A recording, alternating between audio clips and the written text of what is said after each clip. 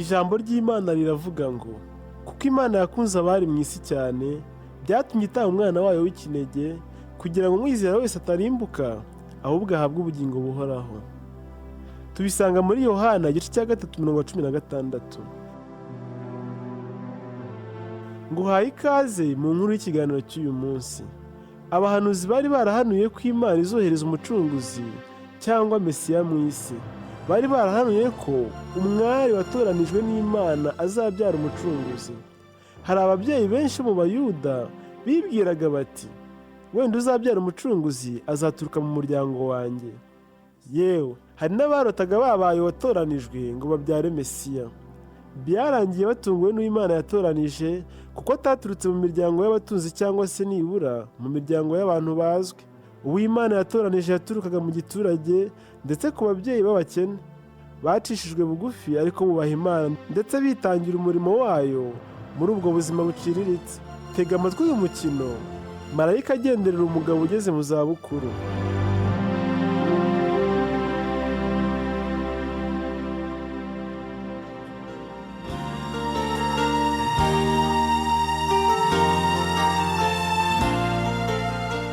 Mari, kugeza ubu sindasobanukirwa ubutumwa bw'umwigisha bavuga ku buhanuzi bw'umucunguzi.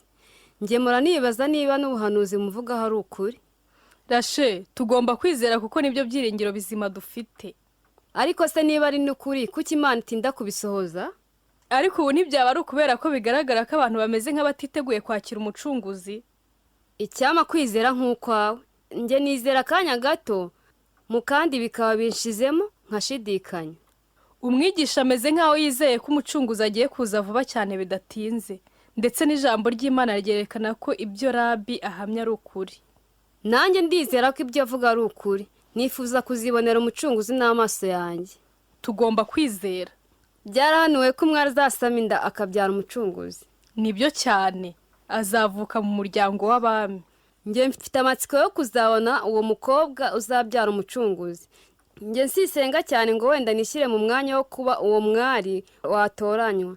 Ariko kuri wowe birashoboka Mari. Sinzi niba hari undi mukobwa waboneka usenga Imana nkawe.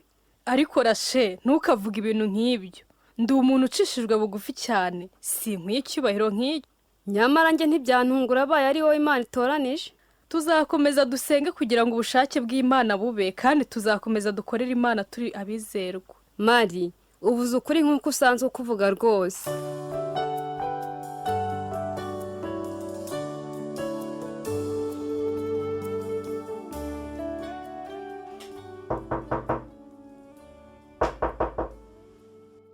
Shobora kwinjira se yoze? Injira yowe, nta kibazo. Ibintu byawe ngeze kure mbikora kandi nizeye ko uzabyishimira cyane. Wahisemo imbaho nziza rwose. Sinashidikanyaga na gato ko bizaba byiza. Igihe cyose wubaza ibintu byiza cyane. Urakoze cyane yowe. Igihe cyose nkoresha umwanya wanjye wose. Nunyemerera gukora gutyo, zakuvura ubwiguge bwawe mu buryo bworoshye. Urongeye kandi? Oya, urakoze. Imana nimara kubitunganya neza izantoranyiriza uwanjye. Nje n'Imana yanjye tuzabikemura nta muntu nshaka akabyivangamo. Oh yoze, hashize igihe narakuretse. Ariko ntuzi ibintu uhombye wowe. Ese iyo urangije akazi nta kindi ujya utekereza? Sinabura gutekereza. Rwose cyane umugore mwiza kugira ngo agufashe utazicwa n'ibitekerezo. Agomba kandi kukuba hafi, azi kuganira cyane.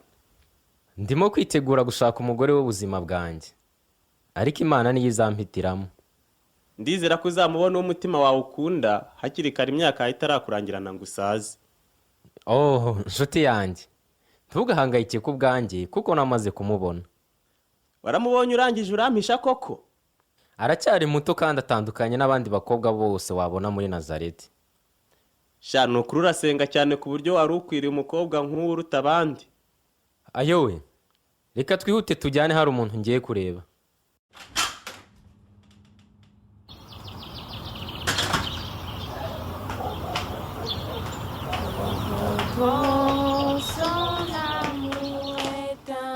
Dore nguri yaraje, nawe irebere. Afite intambuko nziza cyane. Ahisemo neza cyane. Biragaragara ko ntahuriye na ba bakobwa bandi. no mu maso he atandukanye n'ah'abandi. Arakeye cyane. ariko sindabimubwira. Mbona kenshi aba yihuta ajya kuvoma, ubundi akikomereza inzira ye ntahagarare ngo ampe akanya. Reka ibintu by'isoni Yoze. Ukwiriye gushabuka. Ese ubundi uzi izina rye? Yitwa Mariya. Yitwa Mariya? Mbega izina ryiza rikwiriye umukobwa mwiza nk'uyu.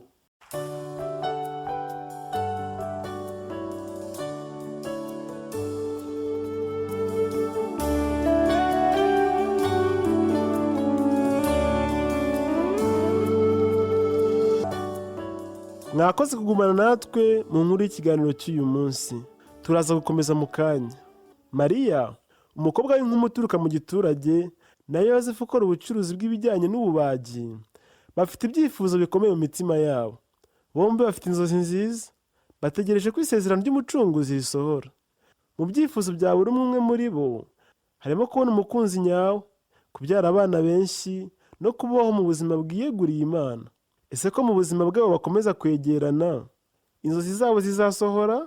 Reka dukomeze inkuru yacu, wumve ukuntu Imana isubiza amasengesho yabo.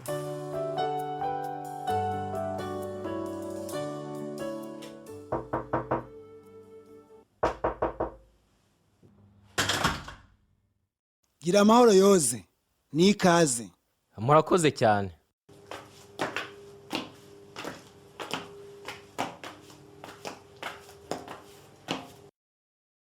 Yoze, uyu yitwa Ana, ni umugore wanjye.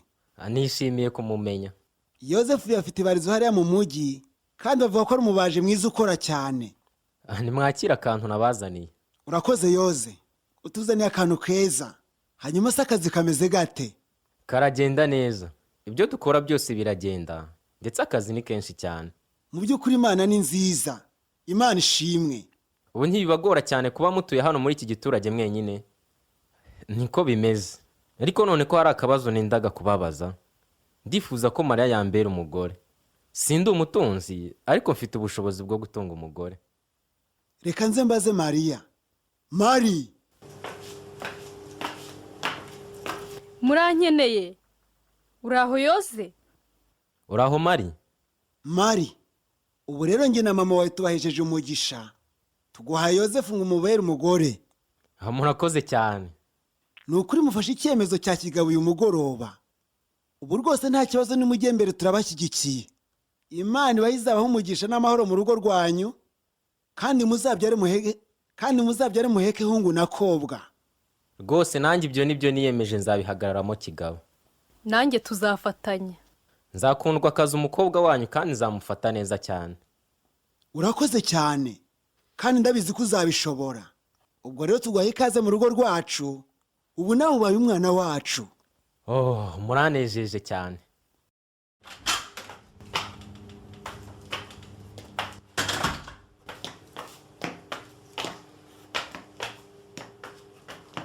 Ejo Nazareti yose izasakaramo inkuru y'ubukwe bw'umubaji na Mariya.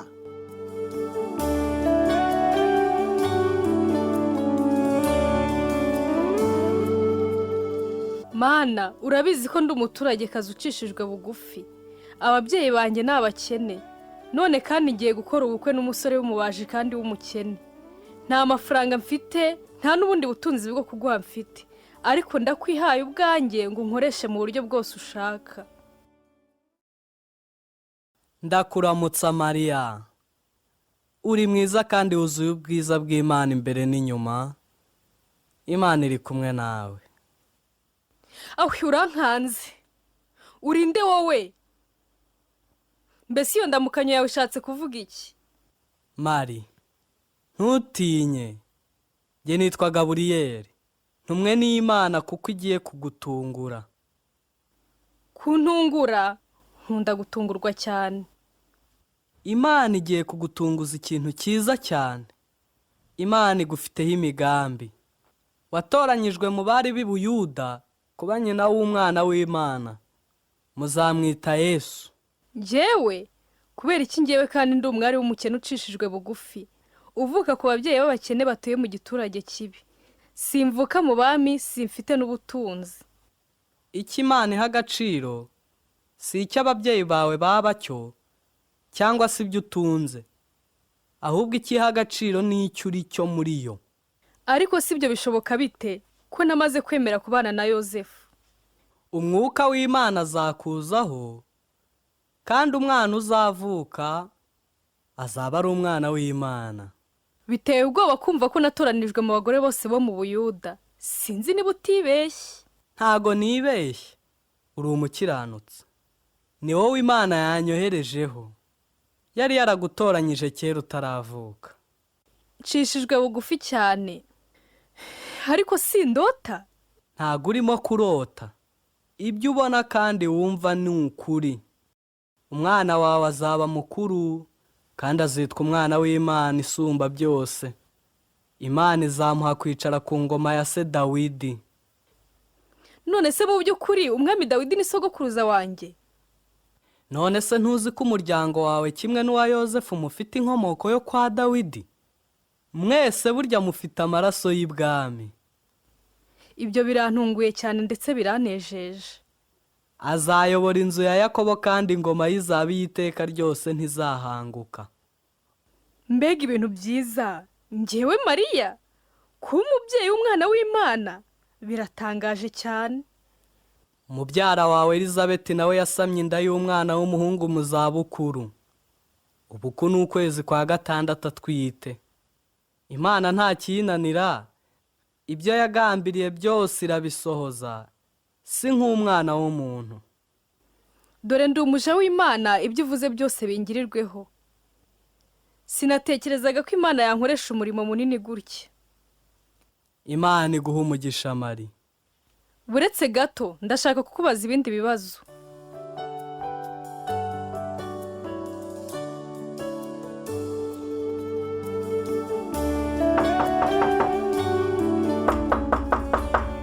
Urakoze cyane Yoze. Numvise ko ushaka kuvugana nanjye. Nibyo, ahubwo nuko naje kugira ibintu byinshi bikanzitira. Ni ibiki se ko ndeba byakuyobeye? Nari nzi ko Mariya ari umukobwa wubaha Imana pe. Ariko none numvise ibihuha, numva nananiwe kwakira. Ibihuha bimeze bite? Numvise ko atwite, kandi nanjye ubwanjye namwiboneye aratwite rwose. Sinumva ukuntu yanciye inyuma. Yo, birambabaje cyane. Ni wowe wenyine mbwiye ibi bintu. Nanjye sinzi icyo navuga. Sinigeze mpura n'ikibazo nk'iki mu buzima bwanjye. Iyaba nanafite icyo ngufasha nakagufashije. Ndamukunda cyane, kandi sinshaka kumukoza isoni, kimwe n'umuryango we. None se utekereza kubikora iki? Ndashaka gutandukana nawe bucece. Ndumva ntabanisha amategeko. Sinzi icyo Imana ishaka ko nkora. Ndumva byanyobeye kandi bimbabaje umutima cyane. Ndagusengera kugira ngo ufate icyemezo nyacyo. Nsengera Imana imbwira icyo nkwiye gukora. Ndumva nkeneye kuyoborwa nayo. Ngaho uramuke inshuti yanjye, Imana iguhe umugisha. Urakoze kuntega amatwi.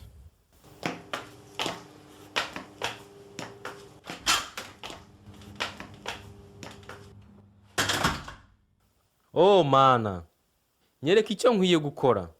Nkeneye ubuyobozi bwawe muri ibi bintu.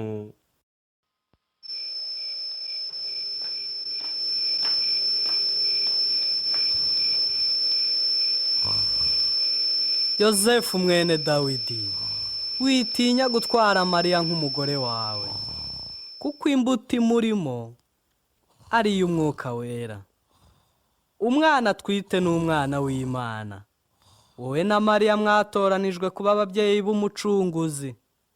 Oh Mana, ndumva nezejwe no kumva ayo magambo, kandi binduhuye umutima.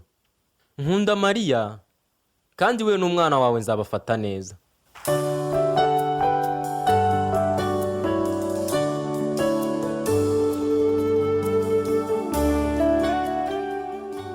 Yoze, nshimye Imana ko yakwiyeretse ikaguhishurira ukuri. Oh mukunzi wanjye Mariya, ndakwinginze mbabarira kuko natekereje ibintu bibi kuri wowe. Wikwirenganya kuko nta kuntu utari gutekereza gutyo, kuko impamvu yaragaragaraga. Nanjye byari binkomereye kwakira ibyo Imana yambwiye. Tekereza ngewe gutwita. Sinshidikanya ko Imana yakubabariye, kandi nanjye yambabariye, ahubwo tugomba gukomeza kubaha Imana. Uri umunyabwenge Mari. Mbega ibintu byiza bigiye kuzatubaho.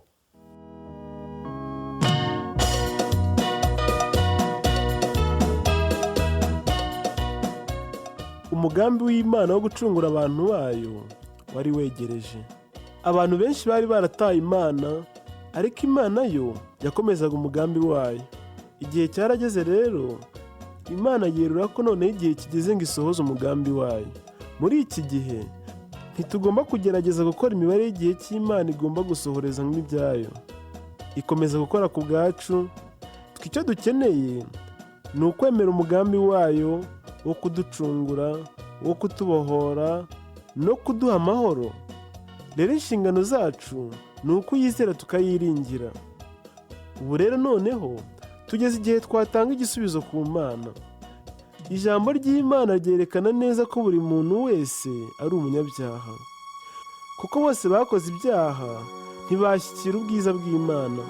Biboneka mu Baroma igice cya 3:23.